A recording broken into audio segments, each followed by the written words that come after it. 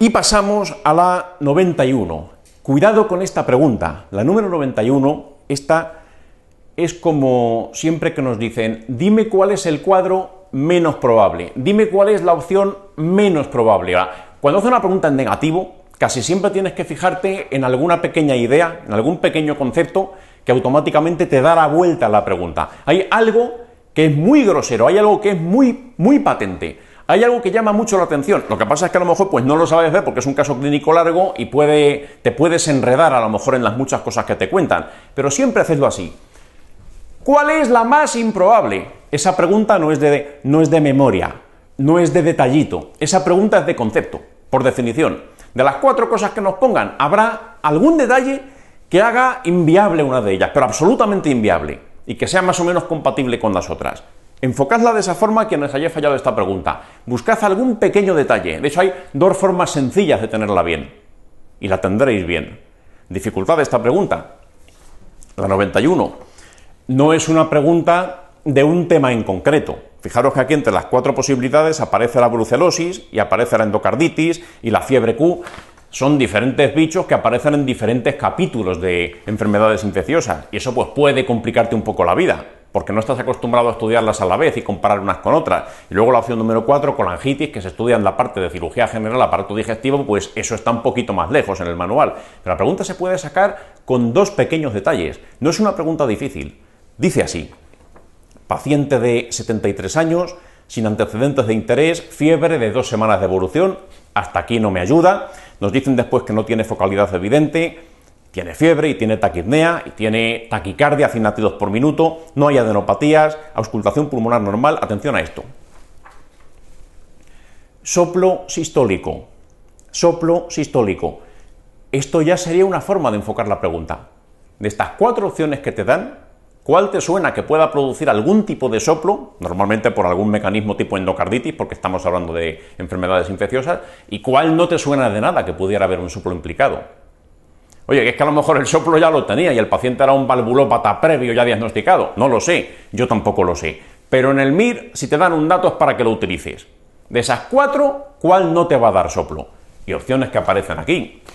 Dice la 1, brucelosis. La brucela puede hacer lo que le dé la gana, absolutamente lo que le da la gana. La brucela es un cuadro que hay quien lo conoce como la enfermedad de 1000 caras. Puede imitar todo. Típico de la brucela. ¿Qué te van a contar? La brucela te lo van a meter en medio rural. La brucela te van a contar que pasa por allí una oveja, o si no algún otro tipo de ganado. Te van a hablar de leche no pasteurizada, cosas de esas. Y luego después, típico, que si afectación de las sacroiliacas, afectación unilateral, que si fiebre ondulante. Hay muchas cosas que puede hacer la brucelosis, pero la endocarditis es una de ellas. Y las otras, la 2 te lo dicen expresamente, endocarditis, sin precisar la causa. La número 3, fiebre Q, ¿eso puede dar endocarditis o no? ¿Qué hacía la fiebre Q? En fase aguda te puede producir un cuadro que normalmente es una neumonía que además se acompaña de elevación de las transaminasas, una neumonía más hepatitis, pero con el paso del tiempo se puede focalizar en, cuidado, en endocardio, puede dar endocarditis también, no en las fases iniciales, sino después cuando ya pasa un poco más de tiempo. Pero la 4, colangitis. ¿Te suena que la colangitis dé endocarditis y por ello justifica un soplo? Pues no parece que eso sea muy coherente. Esa es una de las formas más sencillas de ver esta pregunta. Otra forma que tienes también de ver esta pregunta. Si sigo leyendo, me cuentan que si tiene un poquito de hepatomegalia, un poquito de esplenomegalia, me hablan de datos analíticos, una hemoglobina de 10 tal, y luego me dicen bilirrubina normal. Cuidado con esto. Esta es la otra manera simple de sacar la pregunta. La bilirrubina es un parámetro que es muy poco específico, realmente hay muchas cosas que me pueden elevar la bilirrubina. Trastornos hepáticos, hemólisis, hay 20.000 posibles causas, incluso ciertos fármacos pueden hacer que la bilirrubina se eleve. Incluso hay gente que simplemente el estrés o el ayuno les eleva la bilirrubina, que es lo que se llama el síndrome de Gilbert. Hay muchas cosas que pueden elevar la bilirrubina, pero aquí, de estas 4 opciones, hay una que yo no esperaría encontrarla sin bilirrubina elevada. La opción número 1... Si la brucela eleva o no eleva bilirrubina, no lo sé, no me acuerdo, se me ha olvidado. La opción número 2 y la número 3 tampoco encuentro el porqué, pero mucho cuidado con la opción número 4. Colangitis, si tienes que saber algo de la colangitis, es eso. ¿Qué es lo que daba la colangitis? Colangitis da una triada que es característica, que es de lo poco que te tienes que saber de la colangitis. ¿Cómo se llamaba esa triada? La famosa triada de Charcot. ¿Y qué tenía esa triada? No te olvides que la colangitis es una afectación infecciosa, inflamatoria de las vías biliares. Si esas vías biliares se van a inflamar, pues difícil que el flujo sea fluido a través de ellas, lo normal es que haya ictericia. No hay colangitis sin ictericia. Sería rarísimo tener una colangitis sin ictericia. Entonces, ¿qué pasa? De las 4 opciones, a lo mejor la 1, 2 y 3 puedo dudar si pueden elevar o no pueden elevar la bilirrubina, pero es que en la 4 por concepto tendría que estar elevada. ¿Cuál es la triada de Charcot? Ictericia, es uno de los elementos, dolor, hipocondrio derecho, es el segundo de los elementos, y una fiebre. ¿Cómo es la fiebre de la colangitis? Fiebre en picos, acordaos, es una fiebre en picos, pero bueno, fiebre a secas. Aquí falta lo esencial. Sin bilirrubina elevada, sin ictericia, difícilmente vas a diagnosticar una colangitis. Es por eso, dentro de las dudas que puedas tener por la 1, la 2 y la 3, que son enfermedades que pueden cursar de diferente manera, a lo mejor pues puedes decir, coño, es que la 2, la endocarditis, pues no me parece que tal, las hay subagudas, y este paciente a lo mejor pues tiene una subaguda. Pero aquí la cuestión no es discutir si la 1, la 2 o la 3 se pueden parecer más o menos a lo que nos cuentan del paciente. Aquí hay dos cosas que no tienen por dónde cogerse. Una de ellas es lo del tema del soplo, difícil que una colangitis justifique ese soplo, las otras 3 sí lo pueden hacer, y muy difícil que una colangitis no se acompañe de ictericia. Marca la 4 y ya está, y te olvidas de la historia. No era una pregunta complicada. Dificultad de esta pregunta, que es un caso clínico largo, que a lo mejor pues voy apurado del tiempo, o no acabo de ver cuál es el detalle crítico y por eso pues no la saco. Pero cuando te pregunten de esa manera, ¿cuál no? ¿Cuál es la más alejada? ¿Cuál es la más improbable? Busca algo de concepto, busca algo muy gordo, porque ahí es donde suele estar la clave de la pregunta. La clave no está en saber si la fiebre Q produce una endocarditis mitral o le gusta más la válvula aórtica. No, no es eso, suele ser algo bastante más grosero. Y así es como sacarías una pregunta así.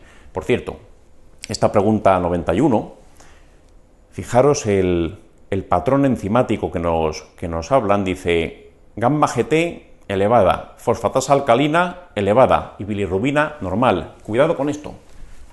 Cuando alguien tiene esto, cuando alguien tiene este patrón enzimático, gamma GT y fosfatasa alcalina elevadas, esto ya sabéis más que de sobra que son enzimas de colestasis. ¿Qué sería lo normal? Si yo tengo un cuadro de colestasis, lo normal sería, o lo esperable sería, que la bilirrubina también estuviese elevada. Si es un cuadro de colestasis, a pensar fundamentalmente de la fracción directa. Pero bueno, la cuestión, bilirrubina también elevada. Sin embargo, este señor no tiene eso. Tiene enzimas de colestasis aumentadas, pero la bilirrubina me han dicho que es normal. ¿Cómo se llama este patrón enzimático? Tiene un nombre. Colestasis disociada se llama. Colestasis disociada. Se llama así porque hay una disociación entre el comportamiento de las enzimas de colestasis, que son las de aquí arriba, y la bilirrubina. Unas van por un lado, otras van por otro. Colestasis disociada. ¿Este patrón es característico de algo? Realmente este patrón no es característico de nada, en el sentido que muchas cosas lo pueden producir, pero algunas de las que merece la pena recordar. Si yo tengo, por ejemplo, pues imaginaos una litiasis en el colédoco, se elevarían las 3 cosas, evidentemente, una colestasis completa, pero disociada, atención, disociada, tienen que veniros a la cabeza un par de cosas, básicamente. En primer lugar, lesiones ocupantes de espacio. Si yo tuviese un absceso en hígado, o si tuviese una metástasis en hígado, o varias metástasis en hígado, o a lo mejor un tumor en hígado, el que sea, pues las lesiones ocupantes de espacio, por lo menos al principio, tienden a producir este cuadro. Si la lesión ocupante de espacio tienes la mala suerte de que te comprime una gran vía biliar, también te podría elevar la bilirrubina, pero mientras no hagan eso, dan pues 3 o 4 lesiones que están por ahí sueltas en hígado tal, ¿qué es lo que me haría? Pues este patrón, colestasis disociada. ¿Por qué? Muy sencillo. Estas de aquí arriba, gamma GT y fosfatasa alcalina, se elevan con que haya un mínimo componente de obstrucción, con que tenga ahí un par de abscesos que me están comprimiendo 4 canalículos biliares, son muy sensibles, enseguida se elevan, tanto esta como esta, sobre todo la fosfatasa, pero las dos van a estar elevadas. Eso se eleva enseguida, se eleva con mirarlo. Sin embargo, para elevar la bilirrubina ya tienes que comprimir una buena vía biliar, si no, no se eleva tan fácilmente. Entonces, por eso, las lesiones ocupantes de espacio pueden justificar este patrón, una colestasis disociada.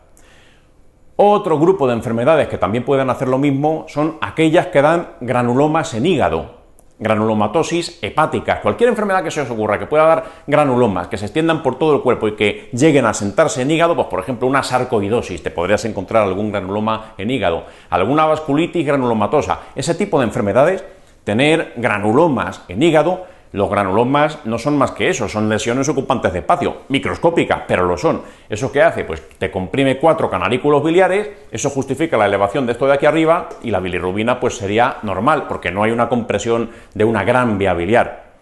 Una colangitis, por definición, afecta a gran vía biliar, ¿eh? Entonces por eso la bilirrubina estaría elevada y esto de aquí arriba también.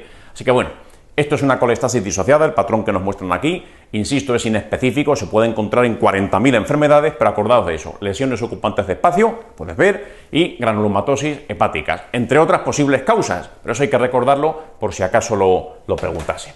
Bueno, dejamos esta historia. Enhorabuena quien haya acertado la pregunta, no es una pregunta fácil, se puede enfocar de forma más sencilla y acertarlo, pero no es una pregunta fácil. Y a continuación vamos a ver la número 78. Esta, la 78, tampoco es una pregunta fácil, es una pregunta de reconocer un caso clínico y no es un caso clínico demasiado sencillo de reconocer porque en el MIR no cae poco, pero podría ser que apareciese porque infecciosas es una de las asignaturas donde más sorpresas nos meten en el examen. Hay muchos cuadros que, bueno, pues te lo pueden describir por primera vez y ya sería un debut en el examen, la primera vez que aparece en toda la historia del MIR. Aquí, por ejemplo, la 78, ¿qué cuadro tiene? ¿Lo habéis sabido reconocer? Esto es una fiebre de las trincheras, eso es lo que tiene este paciente, una fiebre de las trincheras. ¿Qué hay que saber sobre la fiebre de las trincheras? Quien haya fallado la pregunta 78, tiene dos opciones, irse al libro a ver qué pone o aprenderse pues esta pregunta como modelo y ya está, y es todo lo que tienes que saber. De la fiebre de las trincheras tienes que recordar, eso sí lo tienes que recordar, ¿cuál es el agente causal? El agente causal es Bartonella quintana. ¿Por qué se llama quintana? Se llama quintana porque esta fiebre de las trincheras, y fijaros que se llama fiebre de las trincheras, lo que da nombre a la enfermedad es la fiebre porque es su manifestación principal. Va a haber una fiebre que aparece y desaparece, va en fases, es como cíclica, y dura unos 5 días. De ahí que se llame de esa manera, quintana. O sea, que hay fiebre terciana, fiebre cuartana, que del paludismo, y fiebre quintana, cuidado, Bartonella quintana, da fiebre o periodos febriles que duran más o menos eso, unos 5 días. Vas a tener eso, fiebre, que es intermitente, lo de los 5 días, te van a contar falta de higiene, Este cuadro, la fiebre de las trincheras, debe su nombre a que fue descrita por primera vez en la Primera Guerra Mundial. Y os podéis imaginar que en las trincheras de la Primera Guerra Mundial, que además duró mucho tiempo y las trincheras eran muy grandes y muy sucias y la gente estaba allí hacinada, os podéis imaginar que antes de pegar tiros cuando sale el sol no se iban los soldados a asearse a las duchas. Ahí estaban durante meses y aquello era inmundo, absolutamente. ¿Qué pasa entonces? Hacinamiento, falta de higiene. ¿Qué pasa? Pues que estamos en contacto con ectoparásitos, entre ellos los piojos. Es el piojo el que está implicado en la producción de esta enfermedad, de la Bartonella quintana, fiebre de las trincheras. Una herida cutánea se contamina con las heces del piojo, penetra y entonces pues tengo el problema. Acordaos, falta de higiene, piojo corporal es el que está implicado en esto y bueno, pues algo que te van a contar que sea más o menos típico. En lugar de ponerte un soldado que está luchando en el frente, que eso ya está pasado de moda, lo que te van a poner es un alcohólico, un indigente, alguien que vive en la calle, alguien que esté desgraciadamente en esas condiciones. ¿Qué te pueden decir que sea un poquito más específico, un poquito más típico? Pues mira, te pueden hablar de endocarditis. Esto es una de las cosas que puede hacer la fiebre de las trincheras. Y otra cosa que también puede hacer es dolor en miembros inferiores, un dolor muy intenso en miembros inferiores, es muy característico de este cuadro. No tienes que saber nada más. Fiebre de las trincheras, ¿a qué se debe el nombre? ¿Cuál es el bicho? Quintana me ayuda a recordar lo de la fiebre y en lugar de un soldado, pues alguien que viva en condiciones poco higiénicas. Simplemente eso. Tratamiento. Lo sabes seguro. A ver, Bartonella, ¿dónde se estudiaba ese género? Eso en el libro de infecciosas estaba más o menos cerca del capítulo de las riquecias, Bartonella, Ehrlichia, todos esos bichos campestres. ¿Con qué tratan los bichos campestres? Porque las trincheras en el fondo, pues estás en el campo. ¿Con qué? Tetraciclinas. Fiebre más campo igual tetraciclinas. Hay 1000 ejemplos en el MIR que se tratan así. La enfermedad de Lyme, campestre, ¿con qué se trata? Pues ya lo sabes. Y así muchas otras cosas. Hay 1000 cuadros que se tratan, la fiebre botonosa mediterránea, una Rickettsia connori. Esa Rickettsia o cualquier otra Rickettsia o cualquier otro germen emparentado, si no tengo ni idea, pones doxiciclina y acertarás la pregunta y no te líes. Así que bueno, una pregunta que la próxima vez, quien la haya fallado, espero que la reconozca. Respuesta correcta número 1. ¿Qué podemos decir de la número 2? Streptobovis. Eso del Streptobovis lo que nos da a entender es que esta pregunta debe de ser un poquito antigua. Ahora, ¿cómo se llama el Streptobovis? Streptococcus, cambiado el nombre, ahora se llama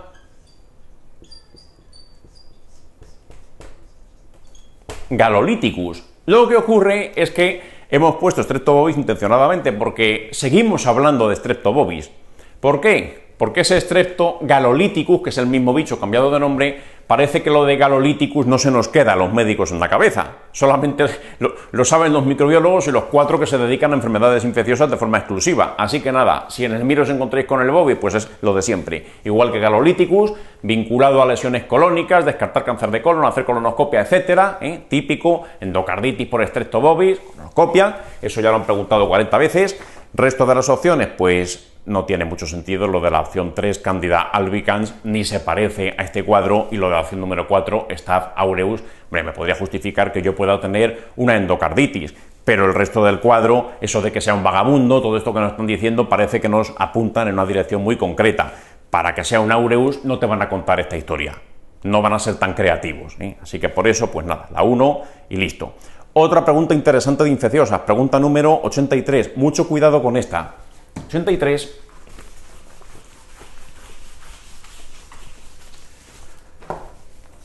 La 83 podría dar pie a imágenes.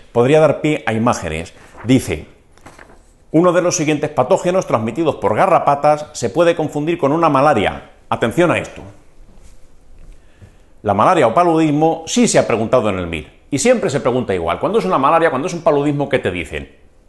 Alguien que tiene fiebre y viene de Kenia o de Tanzania o de Safari. Te van a contar algo así. ¿Y qué te dicen que hay que hacer? Pues nada, frotis, gota gruesa, yemsa y ya está. Y ver el parásito intraintrocitario. Se ha preguntado muchísimas veces. El paludismo hay que sabérselo. Eso no puedes ir al MIR y no tener ni idea. Pero mucho cuidado con esto. Babesia, tienes que saber algunas cosas. Y de eso va esta pregunta. Babesia es como un paludismo. En muchas cosas se parece mucho a un paludismo. ¿Qué tiene en común Babesia con Plasmodium? Pues mira, en común tienen: hace falta un vector, un artrópodo vector, hace falta que alguien me pique. La diferencia, que en el paludismo, pues ya sabéis que es un mosquito, pero aquí, cuidado, cuando es una Babesia, ¿qué bicho me tiene que picar? Una garrapata. Y cuidado con esto. ¿Qué garrapata? Y esto no es que sea un friki y que tenga tendencias caprichosas a que os aprendáis cosas tontas para el examen, no, es que esto lo han preguntado. Las garrapatas que tienen que ser para diferentes enfermedades han caído. Por ejemplo, ¿qué garrapata es la que transmite la fiebre botonosa mediterránea? Género era el Rhipicephalus. ¿Cuál es la garrapata que transmite la enfermedad de Lyme?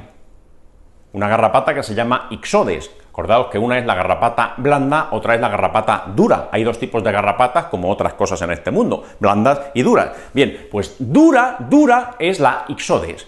Ixodes, u otras que se llaman ixodáceas, son relacionadas con la Ixodes, son esas que crujen cuando las aplastas. Esa es la garrapata dura. Bueno, pues aquí la garrapata de la Babesia está relacionada con el género Ixodes. No es exactamente la misma, pero es de la familia, garrapata dura y crujiente al aplastarla. La otra, La de la fiebre botonosa mediterránea es la típica garrapata del perro, que es blanda, que la tocas y es como una gominola. Bueno, pues esta de aquí, acordaos, es dura. Eso es una similitud con el paludismo. Aquí hace falta que alguien me inocule. En este caso es la garrapata. Cuando me inocula es un parásito, cuidado, que es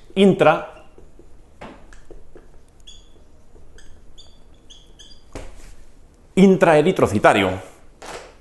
Me lo puedo encontrar dentro de los hematíes. Y mucho cuidado con esto, porque tiene una imagen absolutamente característica. En el libro de infecciosas está esa imagen.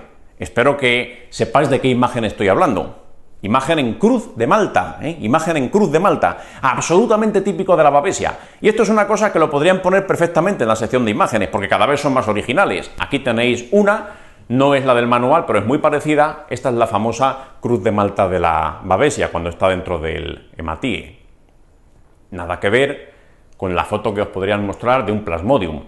Ya sabéis que hay varios tipos de plasmodium. Por ejemplo, aquí podéis ver un plasmodium totalmente diferente a la cruz de Malta estética y bonita que hace la babesia.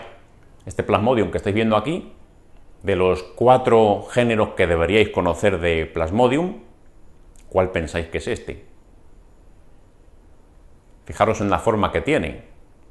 Tiene forma de hoz. Este tiene forma de hoz.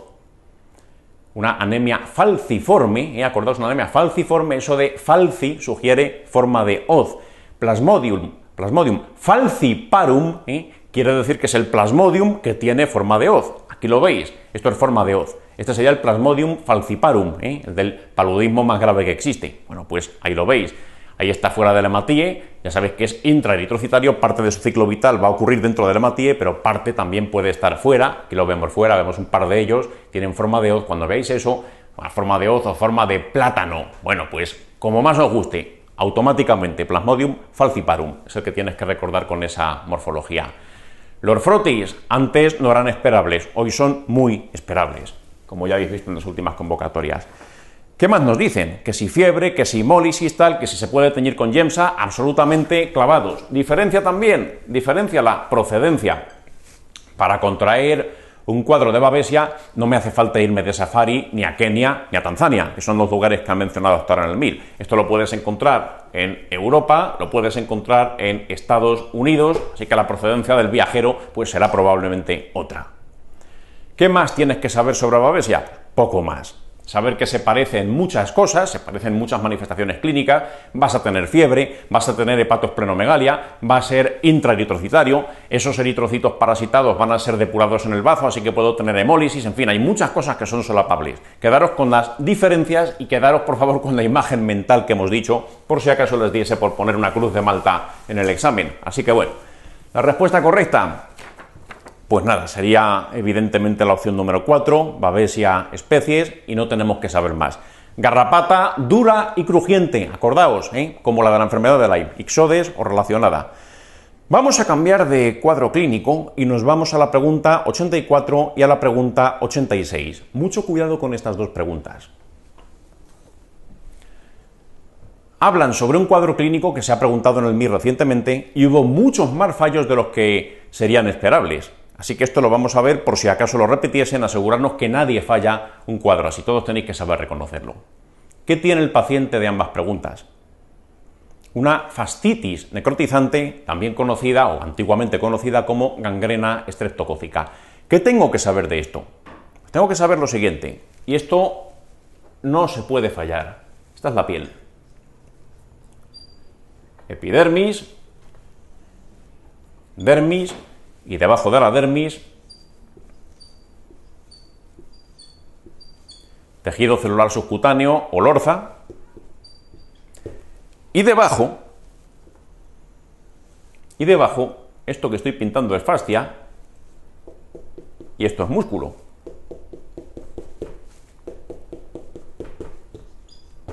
Bien, vamos a ver. Hay un capítulo, infecciones de tejidos blandos, no sé cuántos, tal, donde te hablan de la erisipela, de la celulitis, de esas cosas. Bueno, ¿cómo es una erisipela? ¿Cómo es una celulitis? La erisipela y la celulitis, te vas a encontrar una placa roja, caliente, dolorosa, Cuando es una erisipela se ve mejor definida, cuando es una celulitis se ve más borrosa, peor definida, pero en esencia es eso, placa roja, caliente, dolorosa, ya está. ¿Y cuál es el bicho causal? ¿Cuál es habitualmente el germen implicado en una erisipela o en una celulitis?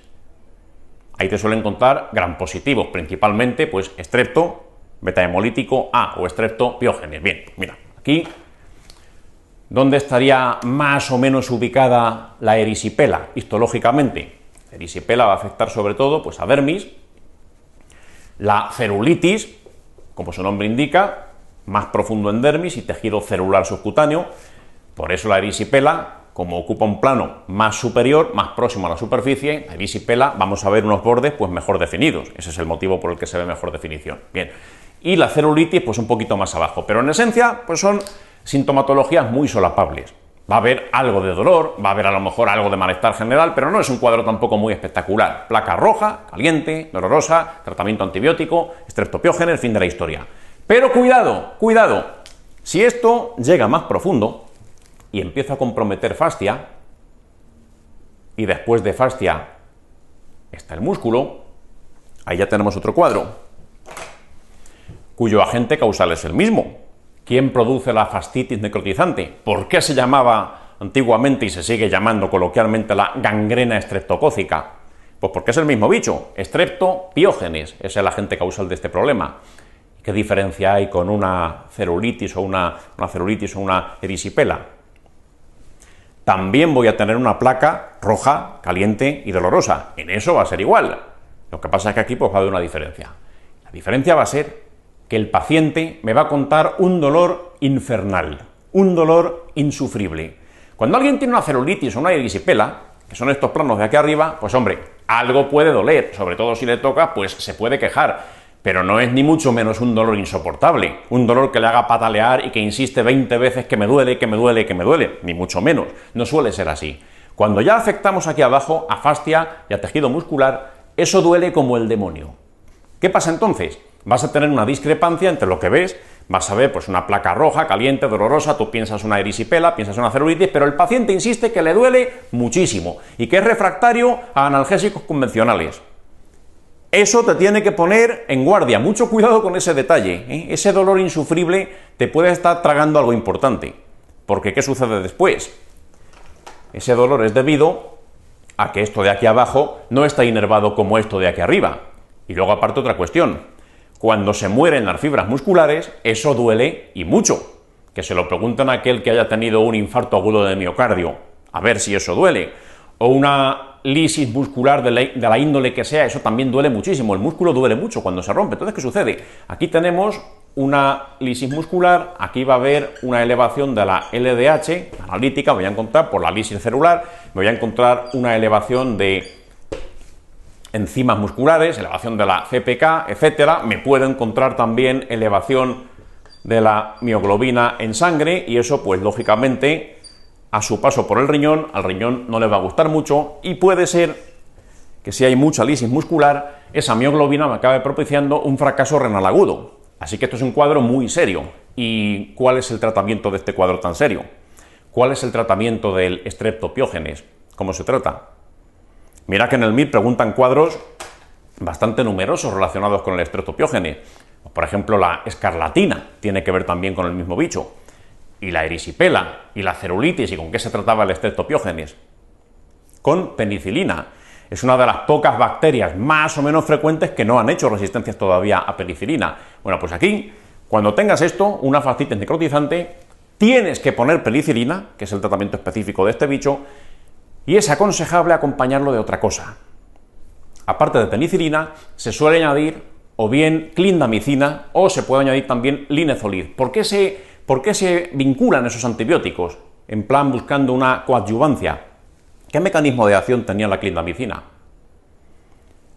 Actúa sobre los ribosomas bacterianos.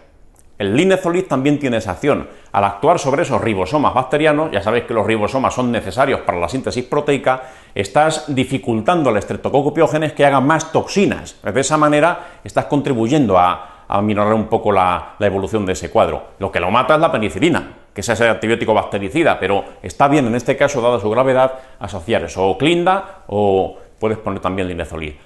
Pero sobre todo, hay que ir llamando al cirujano porque el desbridamiento quirúrgico va a ser mucho más importante que el tratamiento antibiótico. Aquí hay que desbridar, de lo contrario, ¿cuál es la consecuencia? Pues habitualmente la muerte.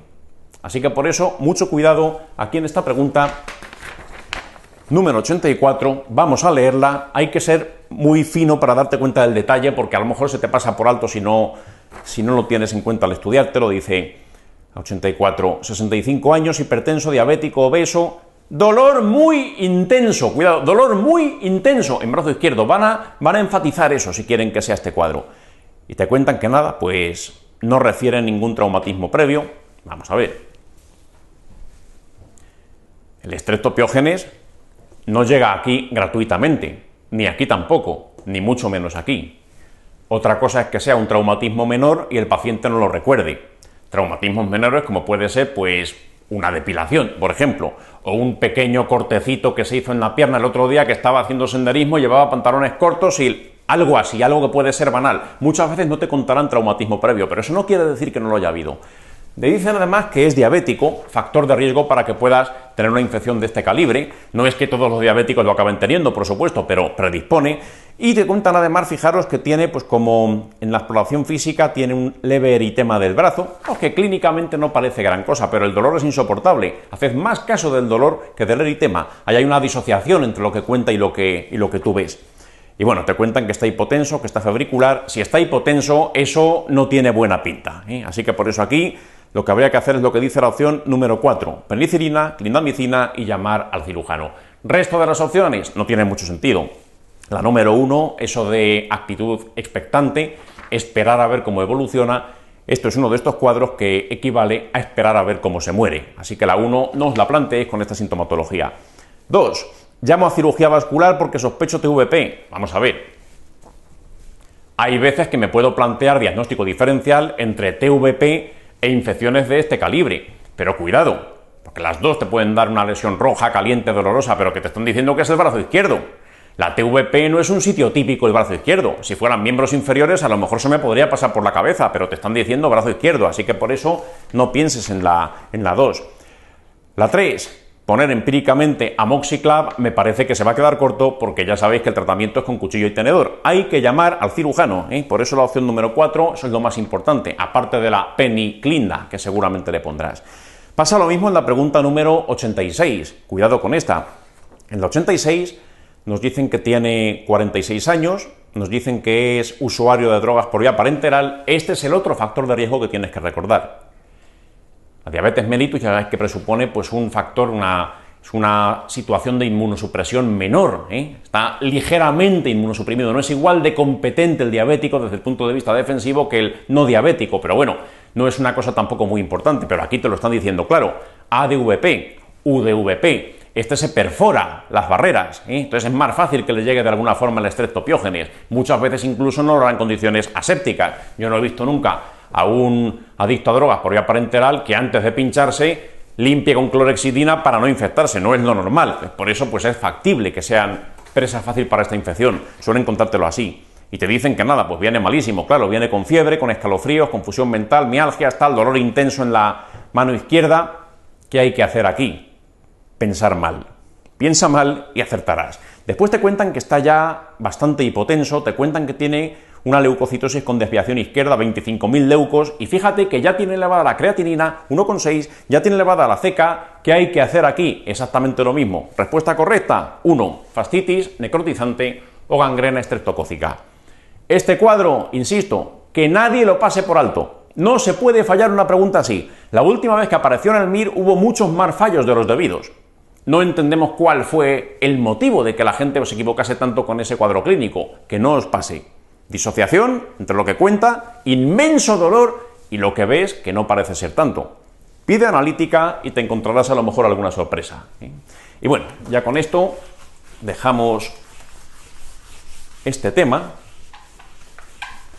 Y por último, y ya con esto cerramos el comentario de este simulacro, nos vamos a la pregunta 194. La pregunta 194 es sobre la distinción entre pénfigos y pénfigoides. el capítulo maldito que a mucha gente no le gusta de enfermedades ampollosas autoinmunes. No os recomiendo que profundicéis demasiado en ese capítulo. Lo que sí que tenéis que saber es la tabla que aparece en ese capítulo, donde comparan el pénfigo vulgar con el pénfigoide ampolloso, con el herpes gestationis y con la dermatitis herpetiforme. Eso sí tengo que saberlo. Pero son 4 cosas. Lo que vamos a ver aquí en esta pregunta 194 son conceptos muy básicos, pero que me sirvan para aprenderme eso con más facilidad. Y sobre todo, reconocer fotografías en caso de que apareciesen, porque no sería raro que alguna nos pusieran. Dice la 194. 62 años, lesiones urticariformes que progresan después a ampollas tensas en la superficie de tronco, el Nikolsky es negativo, hay ligera afectación de mucosa oral y nos cuentan que hay ampollas subepidérmicas con depósitos de IgG en membrana basal. ¿Cuál es el diagnóstico? Mira, aquí no nos liemos. Quien quiera profundizar más, para eso tiene el libro, pero primero tienes que tener 4 ideas muy claras. Vamos a distinguir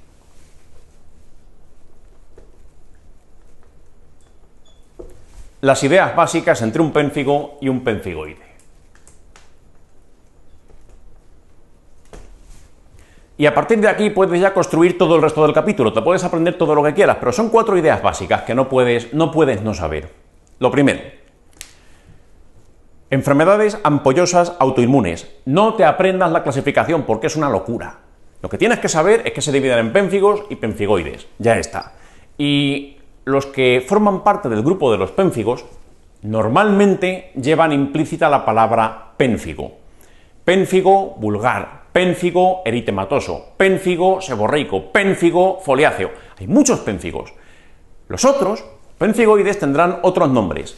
Hay algunos que respetan la nomenclatura, como pénfigoide ampolloso, y hay otros pénfigoides que se llaman de otra manera. Por ejemplo, herpes gestationis, o dermatosis por IgA lineal, o dermatitis herpetiforme.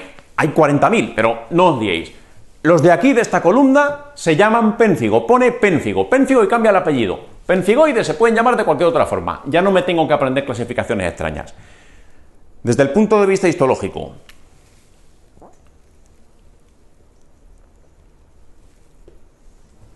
la diferencia entre un pénfigo y un pénfigoide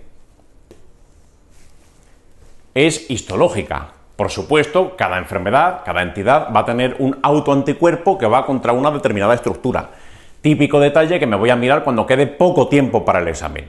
Pero, a grosso modo, y esto te lo tienes que saber, los pénfigos, las ampollas están más arriba.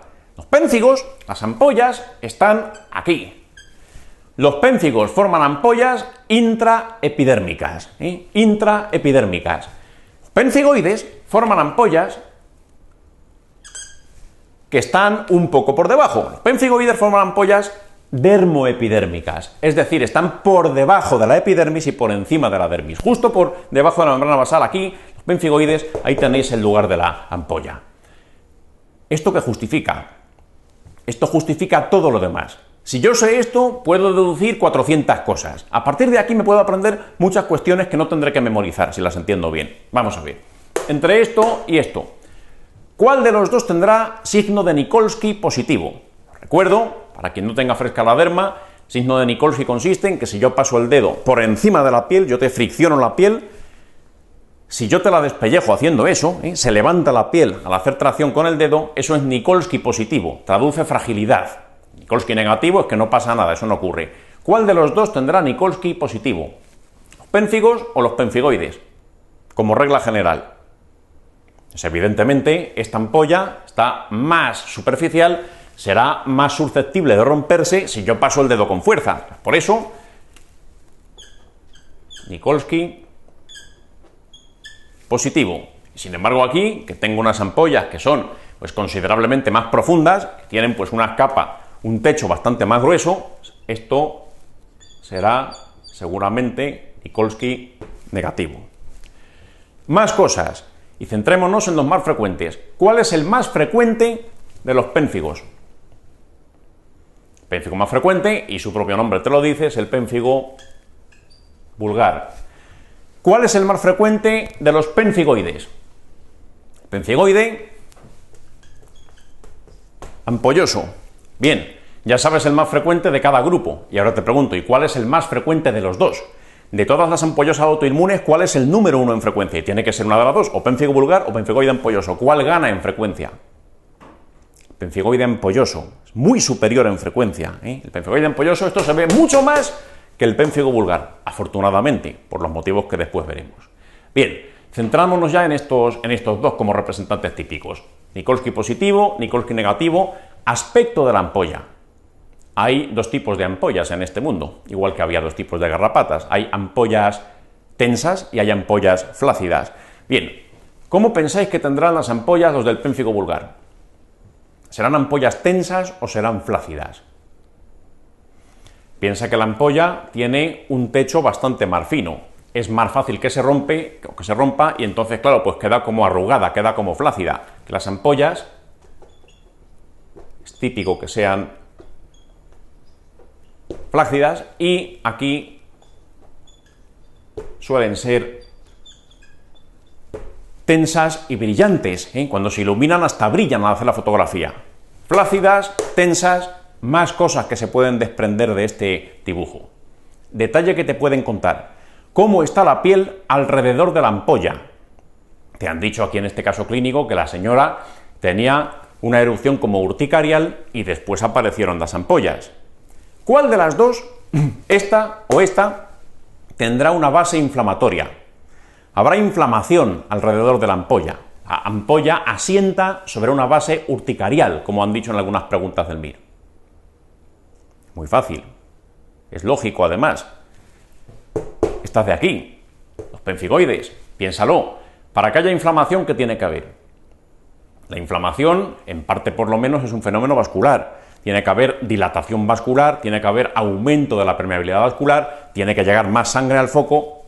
Eso difícilmente va a ocurrir aquí. Pemfigo vulgar, piensa que esto es una ampolla que es intraepidérmica. ¿Quién irriga la epidermis? La epidermis no tiene irrigación sanguínea. Por ese motivo, si algo se inflama, lo normal es que se inflame la dermis, y de estas dos ampollas, la única que está en contacto con la dermis es la del pemfigoide, no la de los pénfigos. Por eso, base eritematosa, cuidado, o base urticarial, como dicen en algunas preguntas, eso sería propio de este grupo de aquí. Y aquí la piel aparentemente está sana alrededor. Bien. Más cosas. ¿Cuál de los dos pica? De estas dos entidades, o en general, el grupo de los pénfigos y el grupo de los pemfigoides, hay un grupo que pica y hay otro que no pica. ¿Cuál pica y por qué? También es evidente. ¿El prurito qué es? Una sensación. Para tener sensaciones necesito nervios, necesito inervación para que recojan esa sensibilidad. Y claro, ¿qué nervios llegan a la epidermis? La epidermis no está inervada, la que está inervada es la dermis. Entonces, por eso, aquí, como aquí sí que llegan nervios, pues no sería raro que como consecuencia de esa inflamación se liberen pues, citoquinas, interleuquinas, histamina y otros mediadores inflamatorios que al final, ¿qué pasa? Pues hacen que pique la piel. Entonces aquí puede haber prurito, lo vais a ver al estudiarlas. La dermatitis herpetiforme, esa que estaba relacionada con el tema de la celiaquía, etcétera, que si dieta sin gluten, que si IgA, etcétera, esa pica mucho además. Se rascan ellos mismos y se rompen las pequeñas vesículas que se forman, porque pica. Pemfigoide ampolloso, pica. Herpes gestationis, pica. Sin embargo, este de aquí, el pénfigo vulgar, que es el único pénfigo que merece la pena que te sepas más o menos bien, pues no pica. No pica porque esa ampolla está ahí arriba, eso no está inervado, ahí no hay prurito. No prurito. Poco más. ¿Cuál es más grave de las dos? ¿El pénfigo vulgar o el pemfigoide ampolloso? ¿Cuál tiene más gravedad? También es lógico. Esta tiene una mortalidad muy importante, ¿eh? Esto sin tratamiento, a mortalidad del 25 al 50% según series, que es un cuadro muy grave. ¿Por qué? ¿Por qué este va a ser mucho más grave que este de aquí? ¿De qué mueren? No creo que sea por deshidratación por la ampolla, ese no es el motivo. El motivo de muerte aquí es la infección. ¿La infección de qué? la infección de las lesiones que se producen, la infección de las ampollas que se rompen, y para que se rompan las ampollas, más se rompen cuanto más superficiales sean. Por eso el pénfigo vulgar se mueren mucho más estos de aquí que estos de aquí. Aquí la ampolla es más frágil y ya sabéis que la flora cutánea pues implica gram positivos, ahí puede haber estreptococos, puede haber estafilococos y otras bacterias que tampoco son muy amigables. ¿Qué pasa entonces? Si le estoy abriendo la puerta porque se rompen las ampollas, eso entra sangre, sepsis y ya sabéis. Entonces, esto es mucho más grave. Una mortalidad mayor o igual al 25% si no lo trato, según qué libro mires. Así que es una cosa bastante seria. Sin embargo, aquí, pues la mortalidad, dentro de que existe, puedo tener mala suerte, no es frecuente en absoluto, ¿eh? Es aquí donde realmente ocurren las catástrofes. Entonces, bueno, pues una vez que ya tengo cierta idea, y ya estos conceptos me los he aprendido y los he entendido, ya me pongo a ver fotos. Y una vez que ya he hecho eso, después ya si quieres te aprendes 4 pinceladas de cada uno, un poquito de herpes gestationis, que si es periumbilical, que si es IgG, que si puede reaparecer en el siguiente embarazo, y 4 características más. Y lo mismo con la herpetiforme, y lo mismo con esta, y lo mismo con esta. Pero 4 ideas claras. Practiquemos, por si acaso les da por preguntar fotografías. ¿Esto qué es? ¿Esto es un pénfigo vulgar o es un pénfigoide ampolloso? Después de comentar lo que hemos comentado, esto resulta evidente. Aquí tenemos una ampolla que está arrugada, una ampolla flácida, pues ya sabes, pénfigo vulgar, tan simple como eso. ¿Y esta de aquí? Esta hermosa ampolla tensa, brillante, sobre base urticarial, que el paciente dice que le pica, aunque en la foto eso no sale, pero lo que expresa es más que suficiente. ¿Esto qué sería? Pénfigoide ampolloso, tan simple como eso. No te líes más. Y una vez que te sepas estas cosas, ya amplías con el resto, con la tabla que decíamos que aparece en el capítulo, y se acaba ese tema tan terrible. No es necesario liarse más. Ya sé que pueden indagar más, pueden preguntarte alguna locura sobre la proteína que se afecta por el autoanticuerpo no sé qué, en no sé cuál de estas enfermedades. Ese es el típico detalle de última hora. Pero te aseguro que el 90% de las preguntas las puedes sacar con eso, con esa tabla y con estas 4 ideas. Así que no nos liemos. Aquí en la pregunta 194 nos dicen pues todo lo típico, ampollas tensas, signo de Nikolsky negativo, te cuentan que tiene lesiones urticariformes, pues ya está. Respuesta correcta, opción número 2, pénfigoide, seguramente será un pénfigoide ampolloso, es el más frecuente y por el aspecto que tiene. Resto de las opciones, pues la número 1, pénfigo vulgar, ni me la planteo. La número 4, dermatitis herpetiforme, aunque forma parte del grupo de los pénfigoides, que me hubieran contado un adolescente o un adulto joven o incluso un niño que es celíaco, IgA, cosas que aquí no me mencionan. Y la respuesta número 3, pénfigoide cicatricial, os perdono, no tenéis que estudiaros esa porque esa no os la van a preguntar. Solo hay que saberse el pénfigoide ampolloso, dermatitis herpetiforme y herpes gestationis. Eso del grupo de los pénfigoides. Y del otro, solamente el pénfigo vulgar. Y quien le sobre tiempo y tenga mucha curiosidad científica, si quiere que se mire un par de cosas más, pero no es necesario. No es un tema que haya que complicar más de lo justo. Así que por eso, respuesta correcta la 1, pénfigoide. ¿Cuál es el tratamiento? Es una enfermedad autoinmune. Estamos en dermatología, seguro que vamos a poner corticoides. Aquí será con más dosis, aquí será con menos dosis, pero los vamos a poner. Corticoides, por cierto, sistémicos, corticoides orales, que ya iremos bajando lentamente, etcétera, pero no tiene más. Sí, ya sé que en el libro pone que en ciertos casos además puedo... Vale, pero se trata de acertar preguntas y de ser práctico. Corticoides. Luego ya las 4 excepciones te las miras cuando llegue el momento. Y así tenéis que proceder con todas las asignaturas menores. Derma, ojos, otorrino, traumatología, urología, cosas que no se preguntan mucho en el MIR. Las preguntas suelen ser sencillas, directas y de casos clínicos representativos. Liarte, especular, meterte en clasificaciones raras, indagar más, solamente en temas muy preguntados de asignaturas muy preguntadas. Hay que ser económico a la hora de hacer esfuerzos y eso es lo que al final te acaba dando el éxito en el examen. No saber todo del todo e intentar abarcar todo. Esa es una receta segura para el fracaso. Hay que ser económicos al estudiar. Bien, lo dicho, muchas gracias y nos vemos en el siguiente simulacro. Hasta pronto.